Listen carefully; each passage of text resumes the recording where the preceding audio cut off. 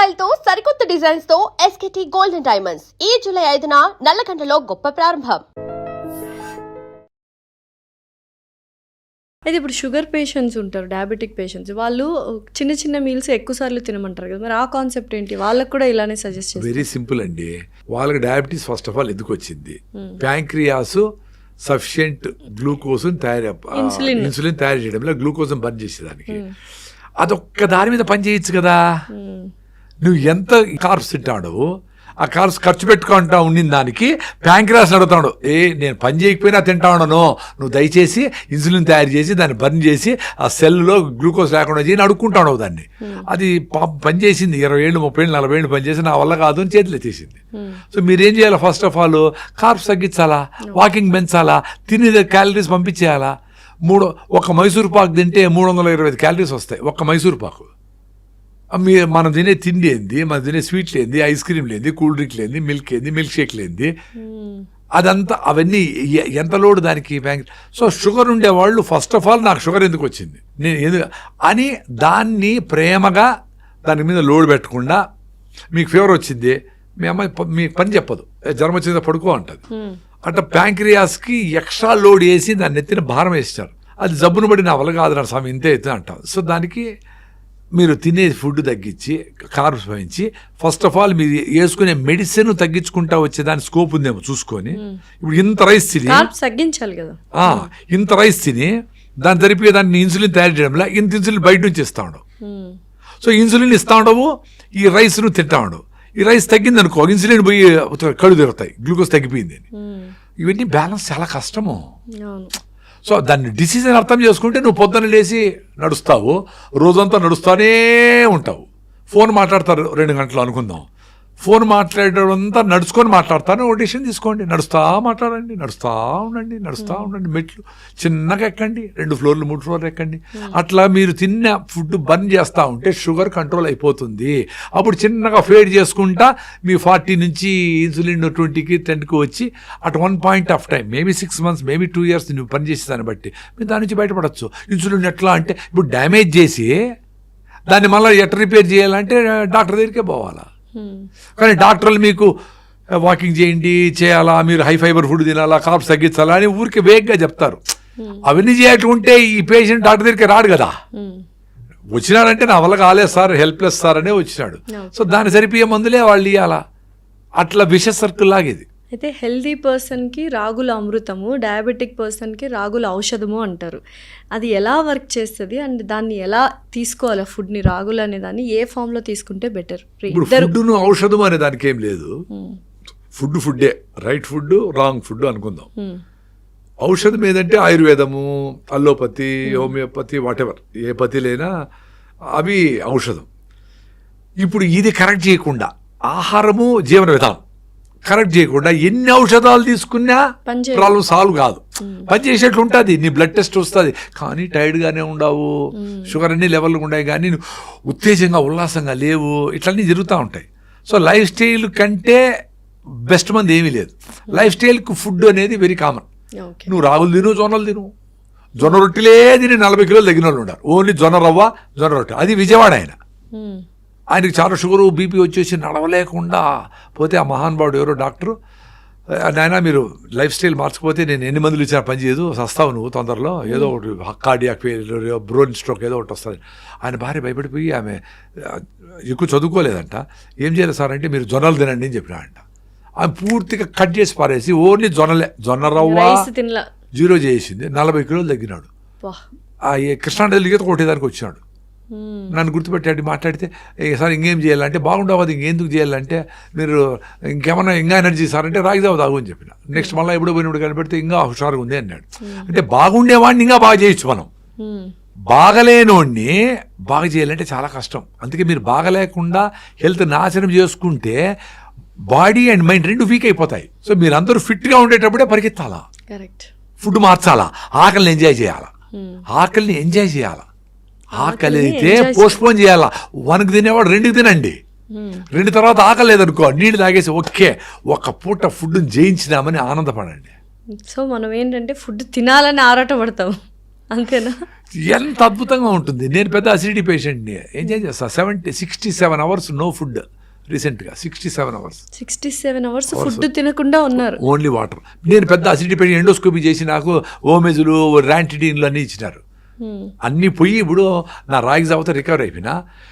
ఇప్పుడు నేను రాగి జావా అని భయంతో తాగుతా ఉన్నా అని రీసెంట్గా డాక్టర్ మధుకర్ దామాను కలిసినప్పుడు నాకు అర్థమైంది. ఆయన ఏం చెప్పలే. అంటే రాగి జావతో రికవర్ అయిపోయినా 15 years ముందరే. అసిడిటీ పోయింది, అల్సర్ పోయింది. మిర్చి బజ్జీలు 8 తింటా నేను ఒకటేసారి, 10 తింటా, ఏం కాదు. ఇప్పుడు అది తాకపోతే నా లైనింగ్ దెబ్బతింటుందేమో, నాకు మళ్ళీ అసిడిటీ అల్సర్ వస్తుందేమో అని భయంతో తాగుతా ఉంటా. ఇష్టంతో కాకుండా. ఇష్టమే అంటే అలవాటు అయిపోయింది. ఇష్టమే, అవసరం లేకపోయినా తాగుతా ఉండా. దానికి రీజన్ ఏంటి? నీకు ఆకలి అయినప్పుడు తినాలమ్మా. అన్ని జంతువులు అన్ని పక్షులు అట్లే తింటాయి. ఏవైనా తినొచ్చు ఆకలి వేసినప్పుడు. ఆకలి వేసినప్పుడు తినాల.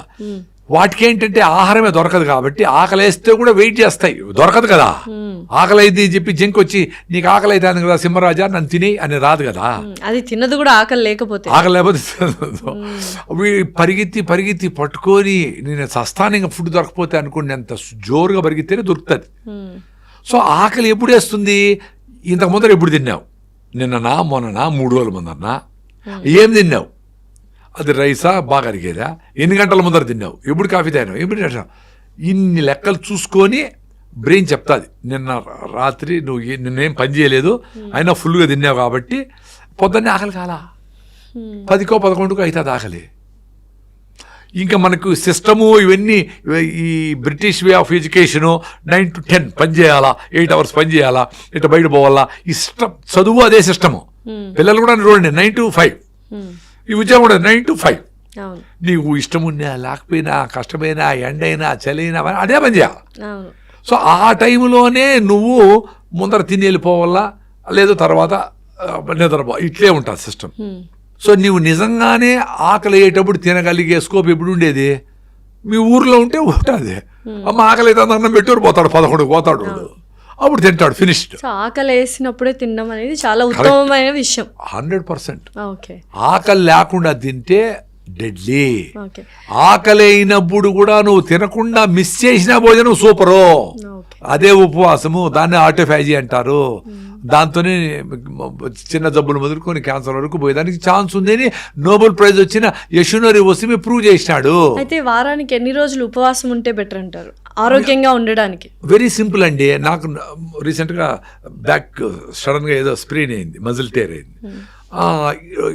3 రోజులు నేను ఇంట్లోనే ఉన్నా. ఆకలే కాలా. అంటే పని చేయకపోతే అది అడగడం లేదు అని తెలుస్తూ ఉంది. నాకే ఆశ్చర్యం అనిపిస్తుంది. మామూలుగా ఇట్లా మాట్లాడతా, తిరుగుతా, నడుస్తా, పరిగెత్తా, 16 kilometers పరిగెత్తి చేసినప్పుడు అడుగుతా ఉంది. ఇది లాజికే కదా. నేనే పెద్ద సైంటిస్ట్నా? నేను యశునోరి వసిమి కాదు కదా. నువ్వు పెట్రోల్ వేసుకొని విజయవాడకు పోతే ఖర్చు అవుతుంది. ఇక్కడే ఉండి పెట్రోల్ ఎన్ని రోజులకు ఒకసారి వేయాలా? అంటే ఇంట్లో పెట్టుకోండి, పెట్రోల్ ఎందుకు వేయాలా? సో నీ బాడీ హీటు, బేసిక్ మెకానిజము, దానికి కావలసినంత ఏదో అన్ని పల్లీలు అంత తింటే కూడా సరిపోతుంది. ఒక నువ్వులు ఉన్న తింటే కూడా చాలు అనుకుంటా ఉండ. నీ బాడీని బట్టి, దాన్ని బట్టి. నువ్వు టైంకు ఇంట్లో ఉండి పని చేయకుండా కరోనా టైంలో ఇంట్లో కూర్చొని విపరీతంగా తిన్నారు. పని లేదు కాబట్టి ఎక్కువ తిన్నారు. రుచులన్నీ చేసుకొని తిన్నారు. అసలు రుచి అనే దాంతోనే చచ్చినారు మొత్తం. నువ్వు ఆవు గడ్డే తింటుంది, అది ఫుల్ అయిపోతే మళ్ళీ తిందో. పులియో కుక్క మాంసం తింటుంది, ఫుల్ అయిపోతే మళ్ళీ తిందో. టేస్ట్ కోరుకోదు, కలర్ కోరుకోదు. కలర్ మార్చి, టేస్ట్ మార్చి, పేర్లు మార్చి, ఈ కంపెనీ, ఆ company, Thai food, Chinese food, ఆ ఫుడ్ తొక్కి తొక్కి పొట్లింటి వచ్చే అసలు విచిత్రమైన మనస్తత్వం మనుషులది. సో మీరు ఒక పూట రిచ్ ఫుడ్, న్యూట్రిషియస్ ఫుడ్, ఆర్గానిక్లో పండించిన ఫుడ్, అంత బొప్పాయికాయ 2, అన్ని బాగా పండిన అంత మామిడి పళ్ళు 2, అన్ని పల్లీలు, అన్ని బఠానీలు, అన్ని శనగలు, అన్ని ఉలవలు, అన్ని పెసలు, గుగ్గిళ్ళు, ఇవి తింటే చాలు. మళ్ళీ ఆకలి ఉండదు. అది నేను ఎక్స్పీరియన్స్ అయినా ఇన్ని గంటల తర్వాత. నేను పెద్ద అసిడిటీ పేషెంట్. మీరు అందరూ గుర్తుపెట్టుకోవాల్సింది ఏమంటే నేను అసిడిటీ పేషెంట్ను. మీరు అడిగినారు చూడు, every 2 hours తినాలి అట్లా డాక్టర్లు అందరూ నాకు చెప్పినారు. నువ్వు ఖాళీ పెట్టకూడదు, నీ యాసిడ్స్ అన్ని రిలీజ్ అయితే లోపల డ్యామేజ్ అవుతుంది అని చెప్తా ఉన్నారు. మరి ఎట్లా బయటపడినాను? ఆ లైనింగ్ అంతా మరి రిబిల్డ్ అయిపోయి అసిడిటీ ఉన్నప్పుడు 67 గంటలు ఉట్టి నీళ్లు తాగే ఎలా సర్వైవ్ అయ్యారు మీరు? అంటే నాకు అసిడిటీ, అల్సరు, గ్యాస్ట్రిక్ ట్రబుల్ ఎట్లా స్టార్ట్ అవుతాయి? ఫస్ట్ గ్యాస్ట్రిక్ ట్రబుల్, లోపల ఇరిటేషన్, నువ్వు తినే ఫుడ్ దాన్ని ఏంద్రా ఇట్లాంటిది పెట్టినావే అని రకరకాల ఇరిటేషన్ వచ్చి గ్యాస్ తయారయ్యి లైనింగ్ చిన్నగా దెబ్బ మనకి కింద పడినప్పుడు చిన్న దెబ్బ తగిలినప్పుడు అట్లుంటే అట్లా ఎంగేజ్ అయ్యి దానికి రియాక్షన్ గ్యాస్ట్రిక్ ట్రబుల్. మళ్ళా అసిడిటీ అంటే నువ్వు మీరు చెప్పినారు ఇంతకుముందు 6 సార్లు భోజనం పెట్టి అలవాటు చేసినాం, అది కూడా న్యూట్రిషియస్ ఫుడ్ పెట్టలా, అది కూడా సఫిషియెంట్గా ఓపిక్గా మంచిగా తినలా. అప్పుడేంటి యాసిడ్ బ్రెయిన్కి సరైన ఫుడ్ పెట్టేది కాబట్టి యాసిడ్ పంపిస్తుంది, నాకు ఆకలేస్తుంది మళ్ళీ తినరా పెట్టరా నాయన. అక్కడ ఆల్రెడీ డ్యామేజ్ అయింది. నువ్వు అప్పుడు తినలేదనుకో ఆ పుళ్ళు మీద మీకు మళ్ళా ఇట్లా మీకు పుళ్ళు మీద మళ్ళీ దెబ్బ కొడితే ఎట్లా ఉంటుంది? అట్లా యాసిడ్ పోయి మీ మ్యూకస్ మెంబ్రెయిన్ డ్యామేజ్ గీతలు పడిన దగ్గర పోయి యాసిడ్ పనిచేస్తే అల్సర్ అది పెద్దగా అయ్యి పుళ్ళు అయ్యి ఇదయ్యి లోపలికి అన్నీ అవుతుంది. సో ఎప్పుడు మీరు న్యూట్రిషియస్ ఫుడ్ పెట్టి నేను ఒకసారి పెడతానమ్మా లేదా 2 రోజులకు ఒకసారి పెడతాను. జైన్స్ ఏం చేస్తారు, కొన్ని మాసాల్లో 2 డేస్కి ఒకసారి తింటారు, 2 డేస్కి ఒకసారి తింటారు. అట్లా అంటే బ్రెయిన్ అప్పటికి ఈ సీజన్ వచ్చినప్పటికీ నేను యాసిడ్ తయారు చేయను, డ్యామేజ్ కానీను, ఆకలి కానీను. చిన్నగా ఆకలి కావచ్చు, నీళ్ళు తాగితే సరిపోతుంది. ఆకలి కాకుండా అట్లేం ఉండదు, కొంచెం అవుతుంది, అది బ్రెయిన్ చేస్తుంది మ్యాజిక్, రేరే తినరా అని చెప్తుంది. అది సో అట్లా మీరు మ్యూకస్ మెంబ్రెయిన్ లోపల ఉండే పొర నీట్గా రీబిల్డ్ అయిపోయింది అనుకోండి 1 నెలలో, తర్వాత మీరు ఉపవాసం ఉన్నా ఏం ప్రాబ్లం. డ్యామేజ్ అయింటే కూడా ఉపవాసం ఉండకూడదు, అదే పని చేసేది. ఆల్రెడీ వీక్గా ఉండి 6 హిమోగ్లోబిన్ ఉండి సరిగా ఫుడ్ లేకుండా వాళ్ళు ఉపవాసం ఉంటే కింద పడతారు, హాస్పిటల్కి ఎత్తుకోవాలి. ఆరోగ్యంగా ఉన్న వాళ్ళు ఆరోగ్యంగా ఉండే వాళ్ళు ఉపవాసం హ్యాపీగా ఉండొచ్చు, ఉండాలా. ఈ సైన్స్ని తెలుసుకుంటే మీరు ఎక్కువ సార్లు భోజనం తింటే మంచిది అనుకునే దాని నుంచి బయటపడతారు. ఇప్పుడు ఒక పూట తినేసి ఫుల్గా తినేసి ఇంక 2 పూటలు తినకుండా ఉంటారు, ఉపవాసం అంటారు. అలా కాకుండా ఉపవాసం కూడా ఎలా ఉండాలి? అట్లేం స్పెషల్ ఏం లేదు, మీరు నార్మల్గా తినేదే తింటే సరిపోతుంది. రోజంతా తినకుండా ఉంటే ఉపవాసం అంటారా మీ దృష్టిలో? అంటే యాక్చువల్గా మనము జనరల్గా చెప్పేది ఏంటి, సన్సెట్ అప్పుడు తినేస్తూ ఉన్నాం కదా, కరెంట్ లేనప్పుడు అంతా కొన్ని వేల. ఇప్పుడు అందరూ మా అమ్మమ్మ మా పెద్దోళ్ళు అంటారు, మీ పెద్దోళ్ళు ఎన్ని రోజులు చూసినావు? 50 ఏళ్ళు చూసినావు అంతే. Hundreds and thousands of years మనిషి ఎట్లా బతికినాడు ఏంటి ఇట్లాంటివన్నీ కూడా దాన్ని బట్టి కూడా జీన్స్ మారింటాయి కదా. సో సాయంత్రం గూట్లో దీపం నోట్లో ముద్ద లైట్ ఫీల్ అయిపోయి తినేసేవాళ్ళు, మళ్ళీ చెట్లు ఎక్కేవాళ్ళు, గోళ్ళకి పడుకునేవాళ్ళు. సో సాయంత్రం లాస్ట్ మీల్ ఎవరికైనా కానీ. ఇప్పుడు ఫారిన్లో అంతా ఇజ్రాయెల్, అమెరికా అంతా ఎక్కడ చూసినా అర్లీగా, యూరోప్ అంతా అర్లీగా తింటారు, 5 అంతా పోయి కూర్చుంటారు. వాళ్ళు మనంతా గాడి చాకరీ చేయరు. 11 వరకు పని చేసినా ఎంత పని చేసినా నాకు టీం లీడర్ అయినప్పటి నుంచి అసలు తినేదానికే టైంలో ఏడ్చుకుంటూ ఉంటారు. ఎందుకు 12 గంటల పని చేసేది? అట్లా సాయంత్రము అర్లీగా తినేస్తే రేపు అంతా ఉపవాసం ఉండి ఎల్లుండి పొద్దున 6కో 7కో భయం పడకుండా, అప్పుడు ఆకలి లేదనుకో అప్పుడు ఇంకో 4-5 గంటలు తోయండి, అప్పుడు రియల్ ఆకలి ఏమేమి తెలుస్తుంది. అప్పుడు ఉప్పు కారాలు ఉన్నాయా, టేస్ట్ ఉందా, కలర్ ఉందా అని అనకుండా రియల్ ఆకలి ఉంటే ఏం పెట్టినా తింటాం.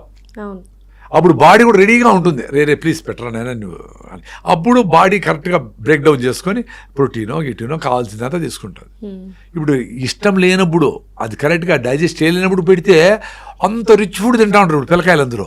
అయినా వీక్నెస్, హిమోగ్లోబిన్ లే, ఇన్ని కాల్షియం మాత్రలు, ఇన్ని ఐరన్ మాత్రలు, ఎవరికి ఐరన్ లే, ఎవరికి కాల్షియం లే. మీ అమ్మమ్మ రాగి ముద్ద, ఏదో కొంచెం సగం కులిపోయిన అరటిపండ్లు, ఏదో మిగిలిపోయినవి ఇవి తిని 90 ఏళ్ళకి ఆమె ఆరోగ్యంగా ఉంది.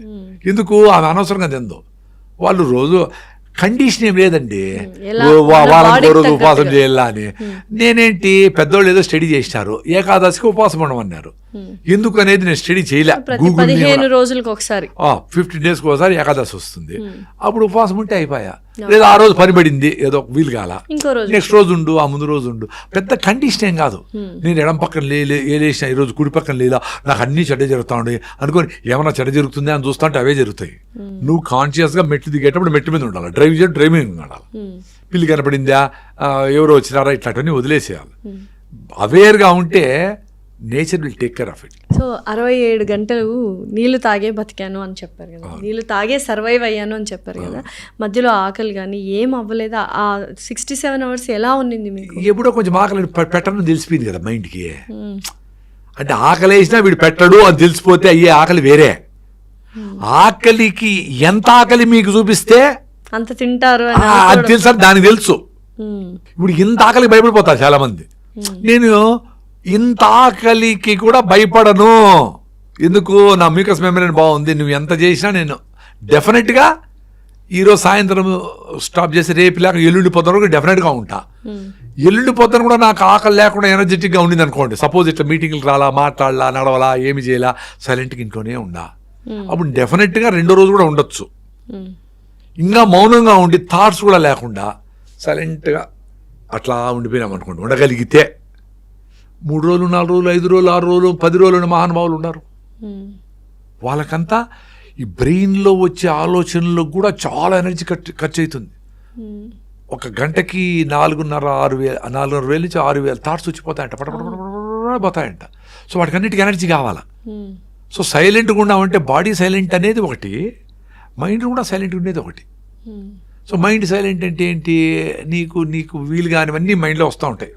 అయ్యో నేను మా కొడుకు కూతురు పుట్టిందనో, ఇంకోటో IIT రాలేదనో, నేను చిన్నప్పుడు కానీ ఇటు చేసింటేనో, ఒక్క సెకండ్ మారింటే నా యాక్సిడెంట్ తప్పించుకునేదనో, ఏంటి అయిపోయింది కదా. ఆలోచనలే వస్తాయి. మీరు మెడిటేషన్ చేసినప్పుడు అవే వస్తాయి చూడండి. అంటే మీ చేతిలో లేనివన్నా వస్తాయి, ఫ్యూచర్ అన్నా పాస్ట్ అన్నా వస్తాయి. ప్రజెన్స్. అందుకే శ్వాస మీద ధ్యాస. బుద్ధుడు ఆనాపానసతి అంటే మీ శ్వాస మీద ధ్యాస పెట్టండి అంటే ఇది కూడా ధ్యాస పెట్టకూడదు. ఏముంది, ధ్యాస వస్తుంది పోతుంది అంతే కదా.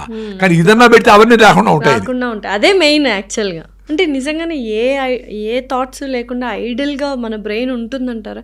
మీరు ఇంత హెల్దీ లైఫ్ స్టైల్ లీడ్ చేస్తారు కదా, మీకు ఇప్పుడు ఇలా కూర్చొని ఉంటే ఏ థాట్ రన్ అవ్వదా బ్రెయిన్లో? అవి తగ్గిపోయినాయి అంటే ఇప్పుడు మా ఇంట్లో మా అమ్మాయి పెళ్ళి ఎట్లా, మా అబ్బాయికి ఏమి ఎదురుతుంది, ఇట్లాంటివన్నీ అది వచ్చినప్పుడు దాని గురించి ఆలోచిస్తా. ఇప్పుడు మీరు టార్చ్ ఏదైనా పడేసుకున్నారు, అప్పుడు టార్చ్ చేస్తారు, దొరుకుతుంది, మళ్ళీ ఆఫ్ చేస్తారు. టార్చ్ చేసే పెట్టుకుని అటే పోతా ఉంటే బల్బులు బర్న్ అయిపోతాయి. అంటే మనకు సంబంధం లేని వాటి కోసం ఎప్పుడు అవసరమో అప్పుడు పూర్తిగా అన్ని రకాలుగా ప్లాన్ చేసి అట్ట కొట్టచ్చు. సో అది చిన్నగా మీకే తెలుస్తుంది. ఇప్పుడు అబ్జర్వేషన్ మీరు అబ్జర్వ్ చేసుకునే వచ్చి ఏ థాట్తో ఏం జరుగుతూ ఉంది. ఇప్పుడు ఒక పని జరుగుతుంది, కోర్టు కేసు అండి వేసినావు, కోర్టు కేసులు వేస్తే 2-3 ఏళ్ళు రావు, ఆ క్యూలో వస్తాయి కాబట్టి రావు. నేను ఎట్లనో చేసి నాకు అర్జెంట్ అండి, నాకు ఎమర్జెన్సీ ఇది అని అంటే కూడా కుదరదు. సో దాన్ని రోజంతా ఆలోచిస్తాడు ఏమైపోతావు? వెయిట్ చేయాలా, 2 years వెయిట్ చేయాలా. ఈ 2 years ఏం చేయాలా? ప్రాణాయామ చేయి, యోగా చేయి, మీ పిల్లోళ్ళతో ఆడుకో, మీ పిన్ని దగ్గరికి పో, ఏవో పెండింగ్ పనులు వాటి మీద పెట్టు, ప్రజెన్స్ లో ఉండు. నీకు కాని పని గురించి అయిపోయిన దాని గురించి ఎందుకు చేయాలా? అదే మెడిటేషను. బలవంతంగా మెడిటేట్ చేసి నాకేం ఆలోచన రాకుండా ఉండాలా అనేది కాదు. అందుకేం చెప్తారు, ఏదో ఆలోచన వస్తాయి పోని అని అంటారు. నా దృష్టిలో ఇప్పుడు మనం మాట్లాడుతూ ఉన్నాము, ఇది బాగా ఇన్వాల్వ్ అయ్యి అరే సింప్లిఫై చేసి సామాన్యులకి అర్థమయ్యేటి కొన్ని చెప్దాము. వాళ్ళు ఆ సింపుల్గా రాగులు జొన్నల మీద గౌరవం తెచ్చుకొని ఈ కార్పొరేట్ దీంట్లో ట్రాప్ అయిపోకుండా వాళ్ళు బతికితే ఆ ట్రూత్ అనే చెప్దాము. ఇప్పుడు ట్రూత్ ఎందుకు చెప్పాల్సి వస్తుంది? కార్పొరేట్లన్నీ అన్ట్రూత్ఫుల్ థింగ్స్ అన్నిటినీ బాగా మ్యాగ్నిఫై చేసినాయి. క్రికెట్ ముసుగులో, ఇంకో దాని ముసుగులో, రకరకాల ముసుగుల్లో అవన్నీ కార్పొరేట్ చేసినాయి. అన్హెల్దీ ఫుడ్ కూడా హెల్దీ ఫుడ్ అన్నట్టుగా యాడ్స్ రన్ చేస్తూ, నువ్వు ఈ ప్రోటీన్ పౌడర్ తాగు, ఇది తాగు, ఇది వేసుకో, క్రీమ్ వేసుకో, అందంగా ఉంటావు, ఇవి నీ హిమోగ్లోబిన్ బాగలేదు, మీ హిమోగ్లోబిన్ 6 ఉంది, దానికోసం నువ్వు కరివేపాకు పొడి తినాలా అని జూబ్లీహిల్స్ ఎక్కడన్నా అడ్వర్టైజ్మెంట్ ఉందా? మరి ఎట్లా? ట్రూత్ చెప్పరు. అందుకని ఆ ట్రూత్ చెప్పేదానికి మనం మాట్లాడుతా ఉన్నాం కదా, ఇదే నాకు మెడిటేషన్.